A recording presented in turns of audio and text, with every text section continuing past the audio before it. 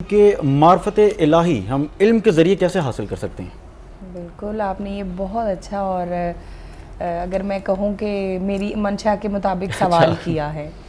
معرفت الہیہ علم سے ہی حاصل ہوتی ہے۔ جب تک انسان علم کو اپنے اوپر حاوی نہیں کرتا تب تک اللہ کی طرف رجوع نہیں ہو سکتا۔ اب آپ علم نہیں حاصل کرتے تو آپ کو کیا خبر؟ کلمہ علم ہے جو حضور علیہ السلام کے ذریعہ سے ہم تک پہنچا۔ اس میں کیا کہا گیا؟ لا الہ الا اللہ، کہ وہ اللہ ایک ہے۔ یہ علم ہے اور علم پہنچانے والے نبی پاک صلی اللہ علیہ وسلم ہے۔ اور پھر کیسے پتہ چلا محمد رسول اللہ؟ جب ہم نے اس پر ایمان، ایک الگ چیز ہے، اس کو علم کی طرف میں لے کے جا رہی ہوں، ایمان لانا الگ چیز ہے، علم ہو گیا۔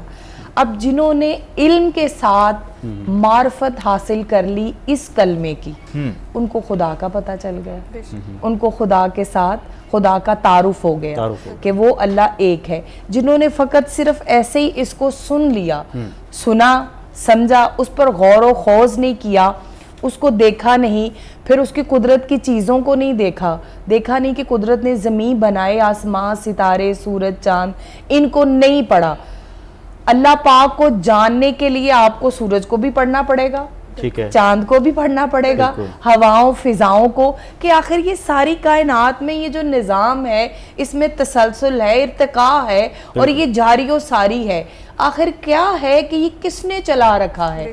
جب آپ اس کو پڑھیں گے، اور یقیناً یہ آپ کو ہماری جو دنیاوی بکس ہیں اس میں موجود ہے یہ ساری چیزیں، لیکن پہلے قرآن کی طرف آنا پڑے گا۔ جب آپ قرآن کی طرف آئیں گے تو یہ علم آپ کو جو ہے وہ مل جائے گا، پھر آپ کو اللہ کا پتہ چل جائے گا کہ یہ زمین، اس کا نظام، اس کائنات کا نظام اور ایک دوسرے کو جاننے کا نظام، یہ تو اللہ تعالیٰ کی طرف سے آ رہا ہے اور وہ وحدہ لا شریک ہے۔ اور اللہ پاک ایک جگہ اور فرماتے بھی ہیں کہ جب مجھے تم جاننے کی کوشش کرو گے تو ختم ہو جاؤ گے، تمہاری سوچ، تمہارا فہم، تمہارا ادراک، ہر ایک چیز کو میں بند کر دوں گا، تمہیں سمجھ نہیں آئے گی کہ اب آگے کیا ہے۔ مگر جب تم اس کو علم کو، نافع علم دو طرح کے ہیں، ایک علم جو ہے جو آپ کو نقصان دیتا ہے، ایک علم نافع ہے۔ اور جو علم نافع ہے، علم جو نقصان دینے والا ہے، اس کی تھوڑا سا میں بتا دوں، وہ کیا کرتا ہے کہ وہ جسٹ آپ کو اپنی پرسنالٹی سٹینڈ آؤٹ کرنے کے لیے ملتا ہے، جسٹ آپ اپنی ذات پہ اس کو یوٹیلائز کرتے ہیں۔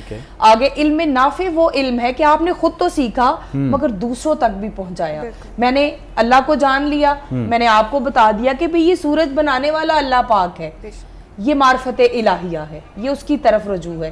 پھر آپ نے دین کے ساتھ جڑے ہیں، آپ دین کے ساتھ جب جڑتے ہیں پھر آپ اللہ پاک کے وظائف جو حضور علیہ السلام کی زبانی آئے ہیں، پھر ہم ان وظائف کو بھی کرتے ہیں، پھر ان سے محبت کرتے ہیں، پھر مزید ہمیں آگے پتہ چلتا ہے یا عزیز، یا حلیم، پھر یا قہار، یا جبار۔ جب یہ سارے نام، ان پر ہم غور کرتے ہیں، فوکس کرتے ہیں، تو اللہ رب العزت کا ہمیں علم ہوتا ہے۔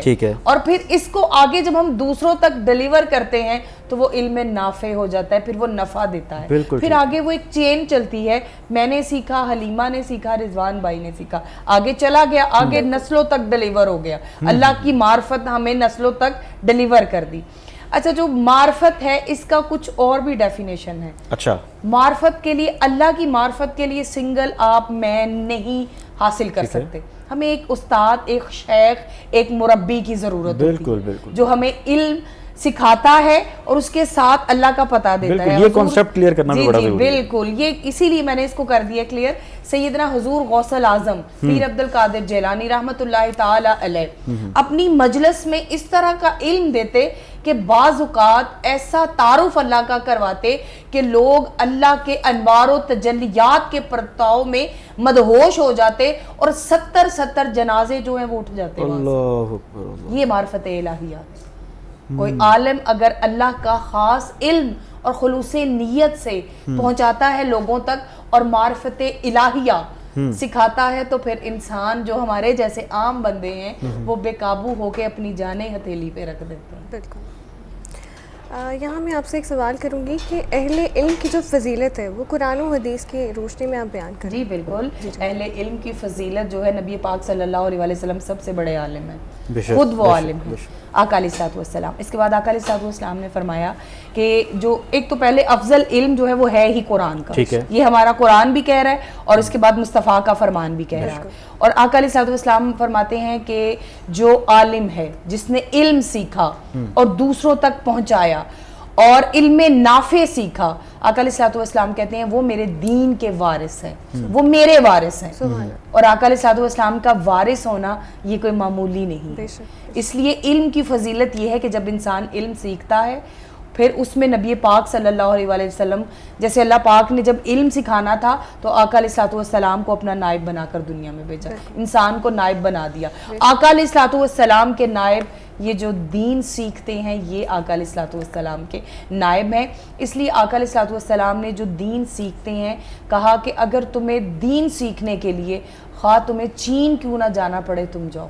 بالکل. اچھا میں یہاں پر چاہوں گا کہ جو سرکار صلی اللہ علیہ وسلم نے فرمایا چین جانا پڑے, جی اس کو بھی ذرا کلیئر کر دیں کہ یہ چین کا مطلب کیا ہے, کہ جتنا بھی دور جانا پڑے, دور جانا پڑے. چین کا لفظ جو ہے اس کو سمجھ لیں کہ ہمیں آسان فہم میں جو ویسے حدیث کا روح سے الفاظ یہی ملتے ہیں. بالکل ایسے ہی, بالکل ایسے. دیکھیں حضور علیہ الصلوۃ والسلام کو خبر تو ہے ہر زمانہ کی, ہر دور کی, اور کہاں پہ کس نے بسیرا کرنا ہے اور کب کس ملک نے وہاں پہ پنپنا ہے اور پیدا ہونا ہے, اور وہاں کے لوگ جو ہیں ان کی نسل زبان.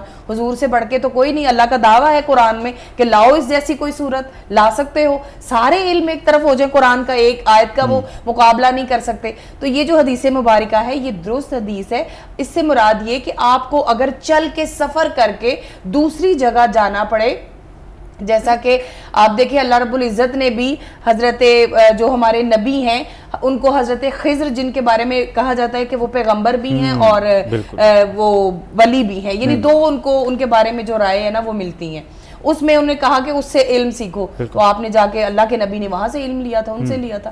تو پھر خود آپ دیکھیں حضرت مولا علی شیر خدا وجہ الکریم ہیں, آپ نے منبر پر کھڑے ہو کر ایک دعویٰ کیا تھا. اچھا. اور وہ دعویٰ یہ کیا تھا آپ نے کہ ہے کوئی مجھ سے جو سوال کرے اس کے ہر سوال کا میں جواب دوں گا, میں ظاہر بھی جانتا ہوں میں باطن بھی جانتا ہوں, یہ انہوں نے کہا تھا. پھر اس کے بعد حضرت امام جعفر صادق الجبرا کے آپ بانی ہیں, بانی ہی آپ ہیں.